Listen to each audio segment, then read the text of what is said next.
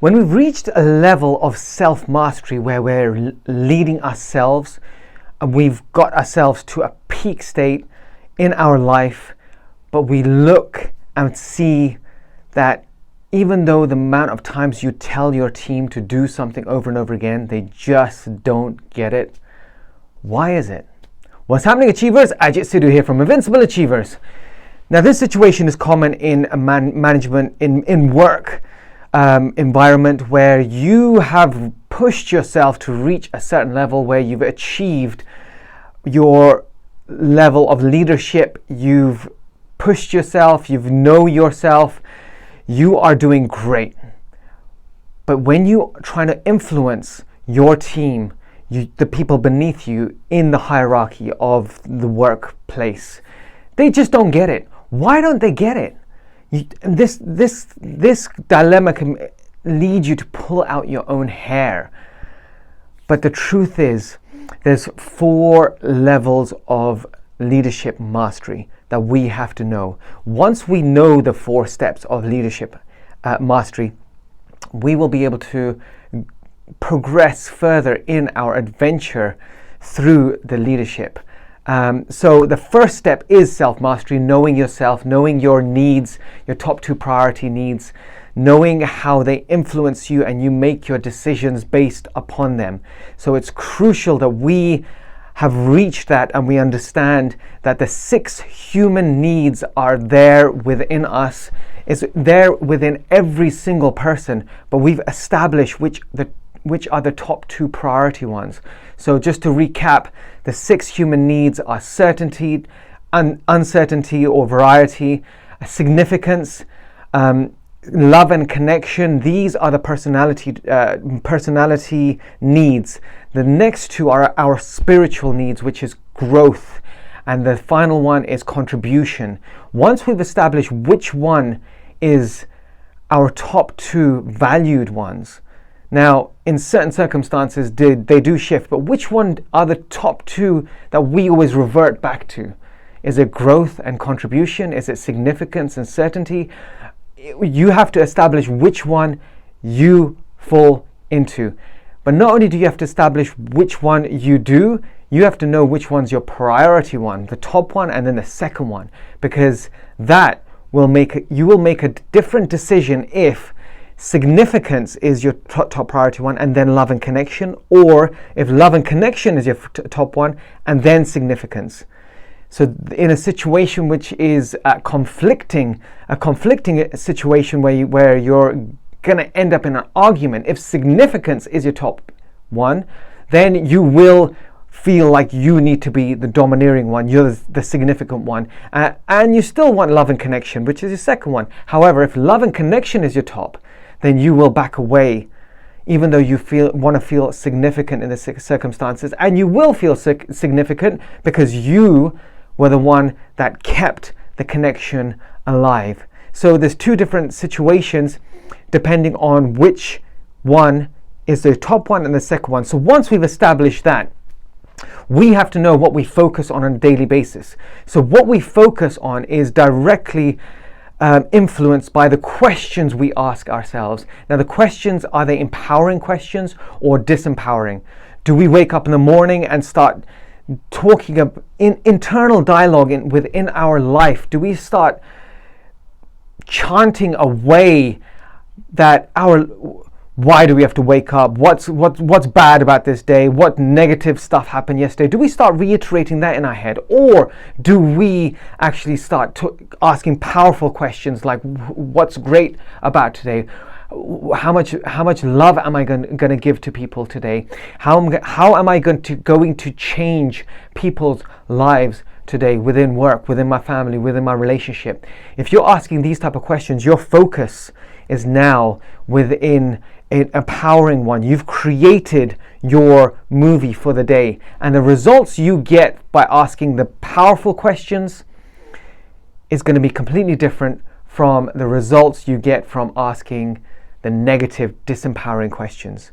If you start your day off with powerful questions, you will end your day with an amazing day. If you end your day with a negative, poor day, you started your day off in a self-questioning downward spiral. Now, knowing this, there are other avenues to changing your state, because everything that we do in the morning, every circumstances that we have, we want to be controlling our state. The way our state, our energy is controlled is through our focus and our body, the way we move, the way we're energized, and also the language that we use. Every industry has their own language. We need to have our own personal language. Are we using powerful words? For example, if I say, like the example that I used previously, that movie was good, that movie was okay, that movie was amazing. Now, those three different words that I use to describe the movie changes what the movie means to yourself and to others. So once we've established the language that's powerful, once we've established powerful questions that we're reiterating over and over again, and we've got ourselves in a powerful stance, shoulders back, rather than being down and depressed, be powerful, stand tall, move your body in a certain way, which it shows that you're powerful. This will control your state. Your state will automatically be in a powerful state. Now, once you're in a powerful state, that's the best time to make the decisions. When you make a decision decisions are made within a second, they usually say, but what leads to the decision is everything beforehand. The state, the power that you are in. And once you're in that state, then you make that decision and you start writing out your destiny, your future. Whatever you want, the outcome, you will get it faster. It's like putting fuel in a rocket jet that fires up to the moon. If you put half the fuel in the rocket, it won't reach the moon.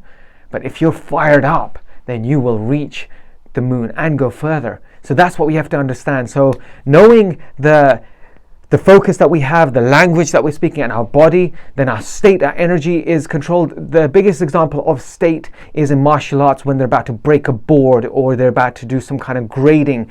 They have to energize, and through this technique of energizing, they are able to break through a board. They're able to do things that they aren't able to do in a normal day-to-day basis.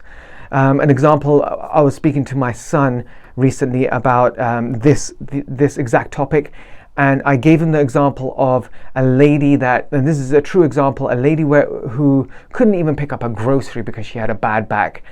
She complained about her bad back. She was constantly complaining. She was with her son. Her son ran into the road. Car almost hit. The car spun and it fell on top of the child, but it didn't crush him, and it begun crushing him. All of a sudden, the mother, her state changed. She ran over and she lifted this car and saved the son. Now, this has happened in many different circumstances, and you could just go to YouTube and type that in. There was another lady that picked up a helicopter. These are ladies picking up helicopters to save the children. And a man in, I think, a Discovery Channel actually did the example on himself to change his state. And through this interview, whilst they were making it, he put himself in a state where he was focused on making himself believe his child was underneath the car, and he had to go through this reiteration process. As he did this over and over and over again, he got himself into a state of anger, love, power, emotions, and he ran over. He lifted the car up. As he lifted the car up, and it became real that his child isn't under the car, all his state changed and his power left him, and he dropped the car. And this was on Discovery, so you can just YouTube it, Google it, you can find it quite easily. But that's the power of changing our state. If we change our state, we can lift much more. Bodybuilders do this all the time when they're about to do a deadlift. They don't just go over to a bar with many kgs on it and just lift it up. They have to power themselves. They have to focus. They have to change their state. They say to themselves over and over again some kind of mantra which gives them power, the language that they're using to pick this up, and then they fire and pick it up. Same thing is when a fighter is entering a ring, they chanting, the music that is blasting is changing their state. So state is a huge thing. Once the state is powerful, the decisions you make are always going to be powerful decisions. We always believe and think that it's always going to be the strategy, the things that we do. We need to know that, the skills. It's not. 75% of it is our state and our story. The action that we take is only 25%. That's what we have to remember. So first, once we've actually focused our mind, focused our language, our body, we've empowered ourselves, we're in a powerful state, we make a decision, that after we made that decision, we can actually take action in making a decision, action in whatever we do. Once we've taken this action, we get a result. The result that we get is a story that is internalized. Once that story is internalized, this creates a belief within us. If we do something like lift up a deadlift, the weight, or we break through a board, we achieve something that we actually thought we wouldn't be able to achieve. Once we achieve it, that story is built within us. That story creates the belief. That belief gives us the potential, meaning that we believe that we can do it. Once we believe we can do it, like the guy who made himself believe that he could lift the car up through changing a state, or like the example I gave, the deadlift, or someone going into a boxing ring to win a fight. Same thing. They do this over and over again. It's momentum that's built up. So once they got the potential, they take more action. They take more action. They get another story. They get some kind of they get a result, and a story is created within them, which pushes their belief to become even stronger, which gives them more potential. And this is adding fuel to the fire over and over again. Whenever we do start something new, we do not have that momentum. Because we do not have that momentum, there is a lag time of the results we get. And this is the critical point where we think, oh, this is not worth it. It's not working. Oh, don't know what's happening. But the truth is, you're building momentum up. And as you build momentum up, the energy is being built up. And as the energy is being built up, it's about to explode like a pressure cooker, like steam entering the pressure cooker. It fills it up until it pushes the metal piece up and the steam flies out. That's exactly the same thing as what happens within us. Now, knowing this is all within our conscious efforts. We can control all of this scenario. But knowing this now, we also have to understand there's a subconscious level. So there's two levels of our inner world. So knowing everything about our focus, martial artists, anyone who picks up heavy weights, anyone who's achieved anything will understand that they've been through this process of focusing their mind on powerful things, saying something powerful over and over again, having music blasting that changes their state, changing their body, jumping around, getting ready for the event. Once they've done that, they've changed their state. They put a story inside of them that they can do it, like the 4-minute mile that was achieved. No one could achieve it in centuries, and all of a sudden one man did it. After that, within 20 days, 16 other students went and broke the same record, whereas before it couldn't happen. But that once it was achieved, a story was created, a state was changed. Once they saw that people can actually do it, then other people start doing it. So that we can do that as well. Anyone that's actually achieved anything, they see this, and this is all within our power to change it. And this is what we have to remember. Now, there is a subconscious level, which the more we do this, it seeps in and leaks into the subconscious, which is harder to change and harder to control. But the only way to change and control that is either through a life-changing event, like almost death, or birth of your children, for instance. That's another life-changing event. Or you do this over and over again within ourselves, which creates the change subconsciously, which changes our human needs. So we have to remember that there is within the subconscious that there are our human needs, our top two priorities. If we change the way we prioritize those, our life changes. The belief system that we have from the results that are formed and all the past experiences that we bring like a big baggage is the second thing that's within our subconscious. The final thing is there's one type of is our emotions. There's one emotion that we revert back to. When we squeeze lemons, we get lemon juice. When we squeeze oranges, we get orange juice. When we're squeezed and put under pressure, we revert back to some kind of emotion. We got to know what that emotion is, because that's our comfort zone. The reason why it's our comfort zone is because we've done that emotion over and over again, and that's within our subconscious. And that can be changed through doing the process that's within our conscious of our state, our words, our body, changing the story that we have, changing from the story, creating the action, creating the belief within that of that circumstances, which gives us potential, which we take action. That changes our emotion. However, if our emotion is anger, because through anger we believe that we become significant, then we will become angry in a circumstance where somebody doesn't understand. If our emotion, go-to emotion, is love, we will be more loving when we believe there is a certain need that is not being met, and we will revert back to it. If it's laughter and joy, then it's that. If it's depression or sadness, then it's all reverted back to what we believe from our past experiences, which meets our human needs, and it creates that triangle. That subconscious has that triangle in us. Now, knowing all of this, and I'm going a bit longer than I should have, but I thought I'll just quickly summarize the general leadership route that people have to take. And it is a tough route, because every single time you make a change, what tends to happen is ego smashes back. And ego is just an internal self-defense mechanism that's trying to protect you, and is within the subconscious. And the ego is that triangle. The ego is made up of our human needs, our beliefs, and our go-to emotion.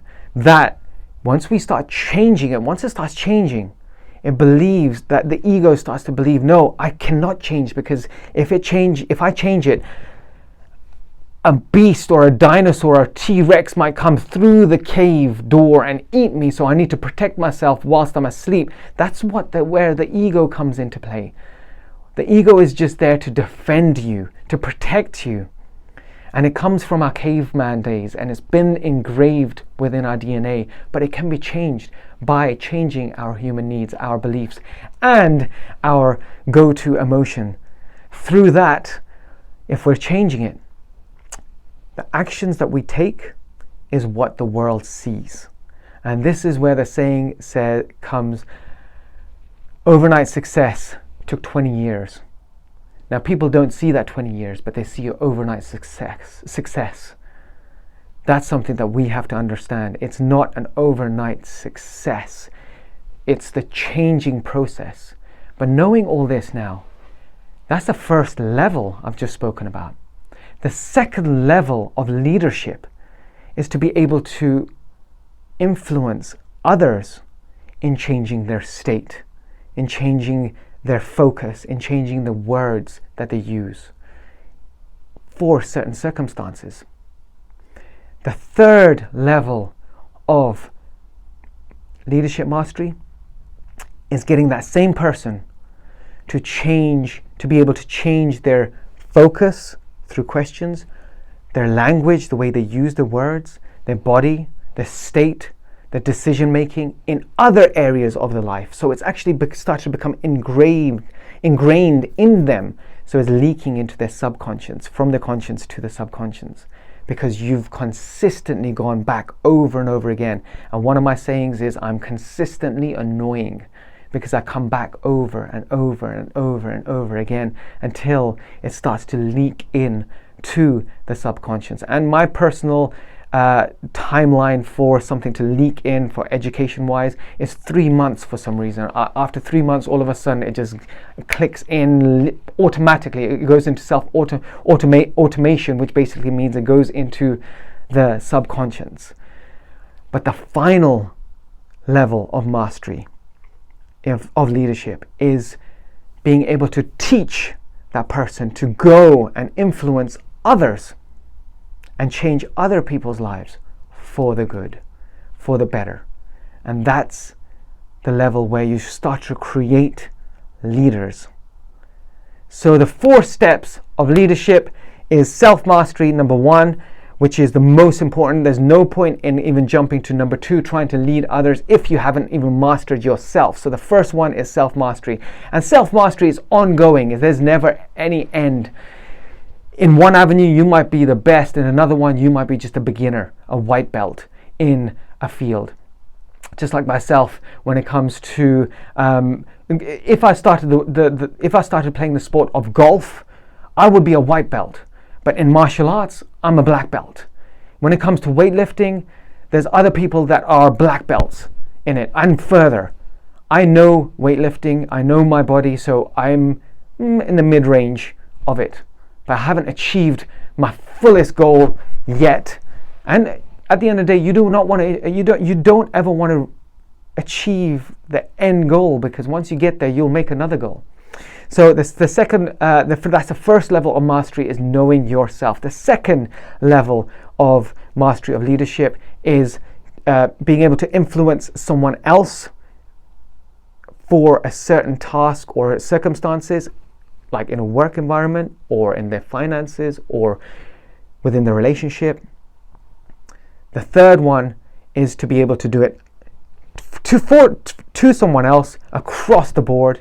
And the final one is to teach another person the techniques, so they're able to go and form their own group and start to spread it on, just like lighting a match in a forest. The forest starts to set fire and it passes on to the next tree, the next tree, next tree.